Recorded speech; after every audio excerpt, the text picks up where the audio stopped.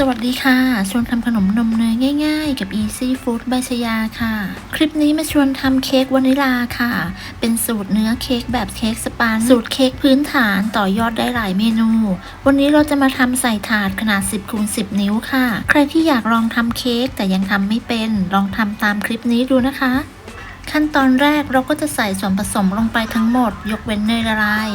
ก็จะมีไข่จะใช้เป็นไข่ไก่เบอร์2จำนวน6ฟอง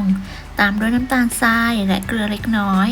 จะใช้เป็นเนยเค็มก็เลยใส่เกลือแค่1/4ถ้าเพื่อนๆใช้เนยจืดก็ใส่เกลือมากกว่านั้นค่ะตามด้วยนมสดและกลิ่นวานิลาแล้วก็แป้งเค้กและผงฟูแป้งเค้กและผงฟูเราจะเทผ่านกระชอนร่อนแป้งจากนั้นก็ร่อนลงไปในส่วนผสมสุดท้ายเราจะใส่ SP โดยการป้ายไปที่หัวตะกร้อ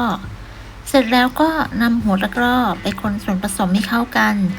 คนจนกระทั่งหมดผงแป้งเพื่อป้องกันแป้งฟุ้งกระจายจากนั้นเราก็จะนำส่วนผสมนี้ไปตีกับเครื่องตีค่ะเปิดสปีดไล่จากระดับความเร็วต่ำไปจนถึงความเร็วสูงตีประมาณ 1-2 นาทีจากนั้นจะหยุดเครื่องแล้วก็ปาดโถเนื่องจากจะมีส่วนผสมที่กระเด็นไปเกาะอยู่ด้านข้างทำให้ส่วนผสมของเราไม่เข้ากันดีโดยให้ปาดส่วนผสมทั้งด้านข้างแล้วก็ด้านล่างเนื่องจากอาจจะยังมีส่วนผสมที่ไปกองอยู่ก้นโถเสร็จแล้วก็นำไปตีต่อยาวๆเลยค่ะเปิดสปีดไล่จากความเร็วต่ำไปจนถึงความเร็วสูงตีจนกระทั่งส่วนผสมข้นและมีสีอ่อนลงใช้เวลาอยู่ที่ประมาณ 4-5 นาทีขึ้นอยู่กับเครื่องที่ใช้แล้วก็ความสดใหม่ของไข่ถ้าไข่สดใหม่เขาก็จะตีขึ้นง่ายเมื่อตีจนข้นดีแล้วไม่เหลวเกินไปแบบนี้ก็ใช้ได้ค่ะจากนั้นเราก็จะตีต่อค่ะโดยเปิดระดับความเร็วต่ำแล้วก็ทยอยใส่เนยละลายลงไปโดยเทใส่ลงไปเป็นสายเนยละลายที่ใช้จะต้องเป็นเนยละลายที่ยังมีความอุ่นค่อนไปทางร้อนใส่เนยละลายจนหมดแล้วเราก็จะตีต่อโดยใช้ระดับความเร็วปานกลางใช้เวลาตีอยู่ที่ประมาณ2 นาที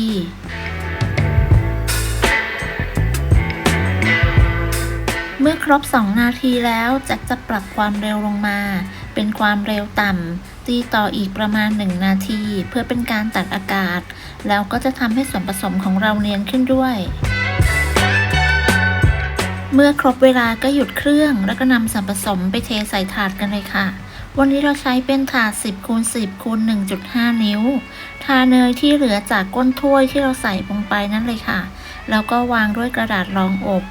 จากนั้นเทส่วนผสมลงไปได้ทั้งหมดเลยค่ะ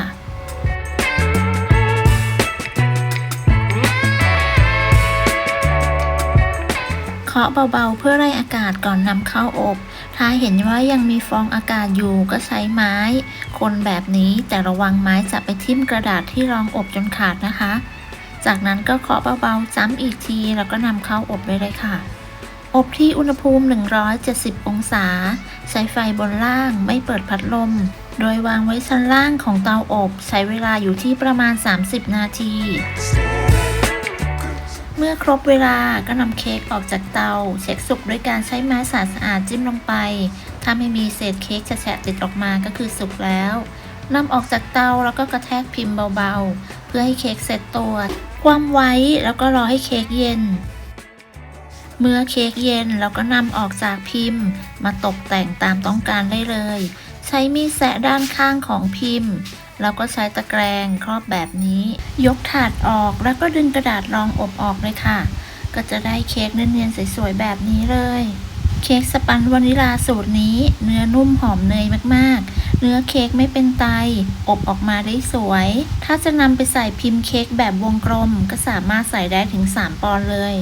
เค้กสปันวานิลาสูตรนี้ถือเป็นเค้กพื้นฐานสามารถต่อยอดได้หลายเมนูเพื่อนๆจะนำไปตกแต่งรูปแบบไหนก็ได้ตามชอบเลยค่ะสำหรับเค้กก้อนนี้จะนำไปตกแต่งแบบไหนเพื่อนๆสามารถติดตามได้ในคลิปหน้านะคะสำหรับคลิปนี้จะต้องลาไปก่อนพบกันใหม่ในคลิปหน้าสวัสดีค่ะ